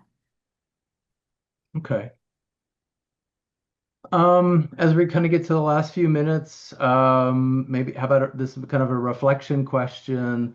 What do you think, what would responsible AI integration look like in forensic psychology over the next 3 to 5 years? Well, it's definitely hard to foresee how technology may come about, as I mean, it goes without saying. Yeah. Um, I'm I'm hoping that we can use AI to make things faster when we are able to, but still not relinquishing anything that's special about what we do. Mhm. Things that separate us from computers. So hopefully it'll allow us to be able to do, like, for example, a competency crisis, this idea of we have so many competency evaluations that aren't being done because we don't have enough practitioners and people are spending extended time in detention. Wouldn't it be great if we could use technology to speed through some of the things that take more time, but maybe are not uh, as requiring of some of our specialized skill sets, and then we can use those skills that we have to continue to push forwards and do better work. We might be able to use AI to bring more access to mental health care to people who have less access to mental health care. There's a lot of things that we could do, but I'm hoping it doesn't replace us, but in some ways at some point it may. But I think the more we can hold on to our humanity and our individual decision making rather than task completion might Mhm. be something that we can hold on to.